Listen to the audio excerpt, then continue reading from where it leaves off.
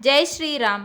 సుందరకాండ పారాయణంలో 14వ సర్గకు ఒక ప్రత్యేకత ఉంది. అశోకవనం అంటేనే శోకం లేని చోటు అని అర్థం. కానీ అక్కడ మన సీతమ్మ తల్లి శోకంతో అలమటిస్తోంది. ఆ తల్లిని కనిపెట్టడానికి ఆంజనేయ స్వామి అశోకవనంలో అడుగుపెట్టిన ఘట్టం ఇది.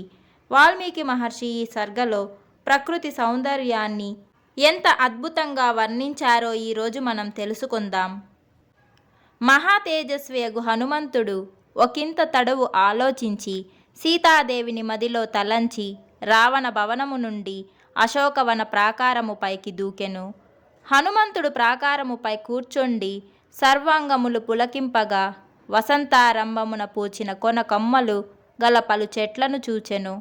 మద్ది చెట్లు, అశోకములు, సంపెంగ చెట్లు, విరిగి చెట్లు, పొన్న చెట్లు, మామిడి చెట్లు, కపిముఖములు అంటే తీగ కానుగ చెట్లు చక్కగా పుష్పించి ఉండుట చూచెను.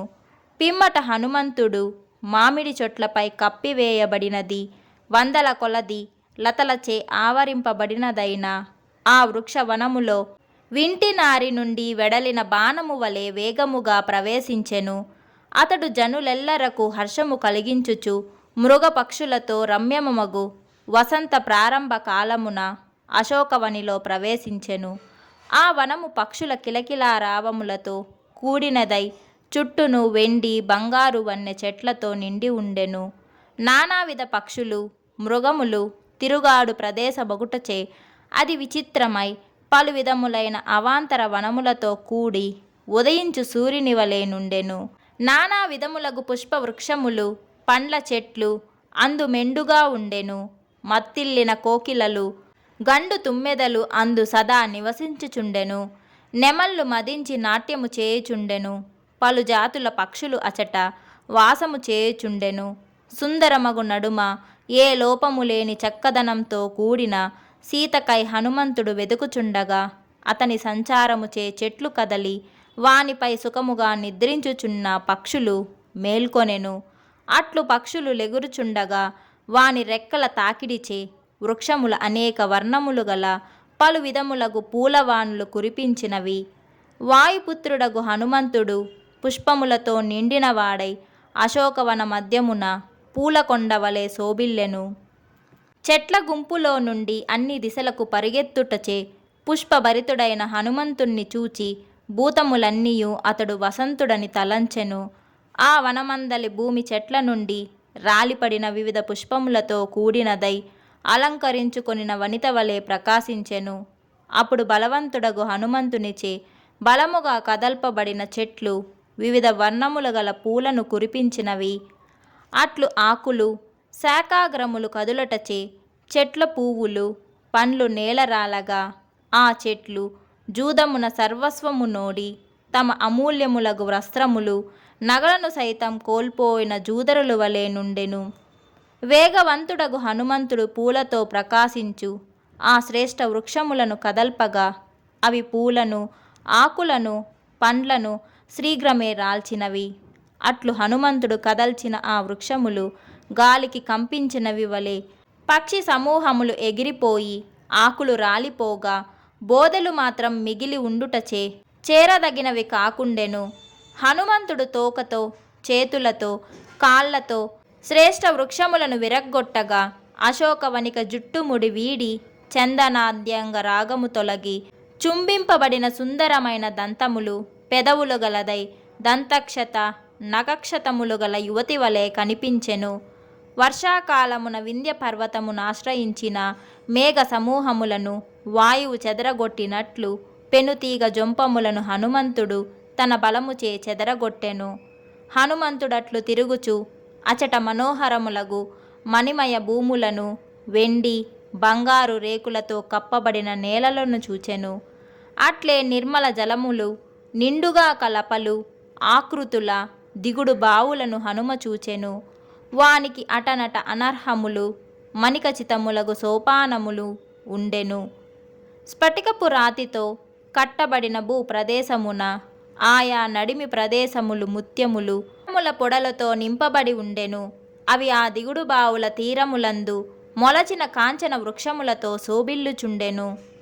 ఆ దిగుడు బావులు వికసించిన తామరలు కలువలతో నిండి చక్రవాక పక్షుల కూజితములు, భరత పక్షుల అరుపులు, హంస సారసముల నాదములతో వ్యాప్తమై ఉండెను. వానికి అన్ని వైపులను చాలా పొడవైన వాగులుండెను. వానికిరు పక్కల వృక్షములుండెను. ఆ వాగులు అమృతము వలె మధురములగు పవిత్ర జలములతో రమ్యముగా ఉండెను. అవి వందల కొలది లతలతో సంతానక పుష్పములతో ఆవరింపబడి ఉండెను. అనేక పొదరిండ్లతో అవి దట్టముగా ఉండెను. వాని నడుమ గన్నేరు చెట్లుండెను. హనుమంతుడునొక సుందర పర్వతమును చూచెను. దాని శిఖరములు చాలా ఎత్తుగా ఉండి విచిత్రములై ఎల్లడలా వ్యాపించెను. ఆ కొండ మేఘము వలె నుండెను. అది గుహలతో కూడి వివిధ వృక్షములచే ఆవరింపబడి ఉండెను. హనుమంతుడా కొండపై నుండి పడుచున్న నదిని చూచెను. అది ప్రియును తొడపై నుండి క్రిందకి జారిన ప్రియురాలి వలె నుండెను. కొన్ని చెట్ల శాఖాగ్రములు నది నీటిలోనికి వంగి ఉండెను. అవి ఒక వనిత భర్తపై అలుకతో పుట్టినింటికి వెడలిపోవ నుంకించగా వలదని వారించు బంధువుల చేతుల వలె నుండెను. అందొకచో జలములు వెనకకు మరలగా ఆ నది తన పతిపై కోపము వీడి ప్రసన్నురాలై తిరిగి వచ్చిన కాంతవలే నుండుటగాంచెను. కపిశ్రేష్ఠుడు వాయునందనుడగు హనుమంతుడు ఆ నది చెంతనే వివిధ పక్షి సమూహములతో కూడిన తామర కొలనలను చూచెను. హనుమంతుడచట చల్లని నీటితో నిండినది, శ్రేష్టములగు మనులు పొదగబడిన మెట్లు గలది, ముత్యముల ఇసుకతో శోభిల్లునది, అనేక పశు సమూహములతో ఆశ్చర్యజనకమైనది, విచిత్రములగు వనములు కలది. విశ్వకర్మ నిర్మించిన పెద్ద మేడలు ఉద్యానవనముల చెంతనే కలదగు దిగుడు బావిని చూచెను. అచటనున్న పుష్పించెడి ఫలించెడి వృక్షములకు క్రింద గొడుగులు, వాని కింద వచ్చువారు కూర్చుండుటకై బంగారు వేదికలు నిర్మించబడి ఉండెను.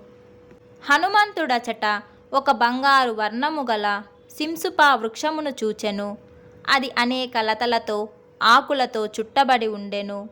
హనుమంతుడచట గోతులతో సెలయేళ్లతో కూడిన భూభాగములను అగ్నివలే ప్రకాశించు బంగారు వన్నెగల వృక్షములు కొన్నింటిని చూచెను.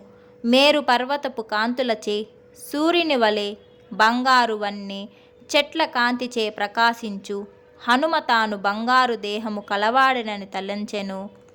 ఆయన బంగారు చెట్లతో కూడినదయు వాయువుచే వీచబడినదియు అనేకములగు మూవల మ్రోతలు కలదియగు అశోక వృక్షమును చూచి మిక్కిలి ఆశ్చర్యపడెను. మహాభుజుడగు హనుమంతుడు పుష్పించిన కొమ్మలతో కూడినదియు రమ్యమైనదియు లేత చిగుళ్ళు ఆకులు కలదియు ఆకులతో దట్టముగా కప్పబడినదియు అగు ఆ సింసుపా వృక్షము నెక్కి రామునిని చూడవలెనని ఉవ్విల్లూరుచున్న సీతను ఇచట చూచెదను. దుఃఖముచే పీడితై అప్రయత్నముగనే అటునిటు తిరుగుచుండు సీతాదేవిని ఇచట చూచెను. అది నిశ్చయముగా పాపాత్ముడగు రావణుని అశోకవనము. ఇది సంపెంగ తీగలతో చందన వృక్షములతో పొగడ చెట్లతో రమ్యమై ఉన్నది. పక్షి సమూహములు చెంతనే గల ఈ తామర కొలను ఎంతో సుందరముగా ఉన్నది. రాముని భార్య సీత తప్పక ఇచట కేతించును. రాముని ఇల్లాలు ఆయనకు ప్రియము కూర్చినది అడవిలో తిరుగుటలో నేర్పుగలదగుటచే జానకి తప్పక ఇచట కేతెంచును. లేదా లేడిపిల్ల చూపులు వంటి చూపులు కలది. ఈ విహారమునకు తగిన ఎరుక గలది. పూజ్యురాలగు సీత రామునిని గూర్చిన శోకముతో కృషించి ఈ వనమునకు వచ్చును. సుందర నేత్రములు కలది. రామ విహారము వలని శోకముచే పీడింపబడినది. నిత్యము వనవాసమందు ఆసక్తి గలది అగు సీతాదేవి ఈ వనమునకు తప్పక రాగలదు. రాముని ప్రియభార్య జనకుని కూతురు పతివ్రతయగు ఈమె పూర్వము వనచారులగు పశుపక్షాదుల హితము కోరుచుండెడిది. కావున ఆమె ఇచటకు రాగలదు. సుందర రూపము గలది, యవ్వనవతి, సంధ్యా సమయమెప్పుడా అని ఎదురుచూచునది అగు జానకి పవిత్ర జలము గల ఈ నదికి సంధ్యోపాసనకై ప్రతిదినము వచ్చును. శ్రేష్ఠుడగు రామునకు పత్ని తన శుభాచరణముచే భతృ సమ్మతము అగు సీతకి శుభమగు అశోకవనము తగి ఉన్నది. చంద్రుని బోలు మోముగల సీతాదేవియే జీవించి ఉన్నచో ఆమె తప్పక పవిత్ర జలములు గల ఈ నదికి వచ్చును అని ఇట్లు మహాత్ముడగు హనుమంతుడు తలపోయుచు రాజశ్రేష్ఠుడగు రాముని భార్య సీతకై చూచుచు బాగుగా పూచి ఆకులు దట్టముగా కలిగిన ఆ సింసుపా వృక్షమునందు దాగి ఉండి సర్వమును చూచుచుండెను. ఇట్లు వాల్మీకి రచించిన శ్రీమద్ రామాయణమున సుందరకాండమున 14వ సర్గము.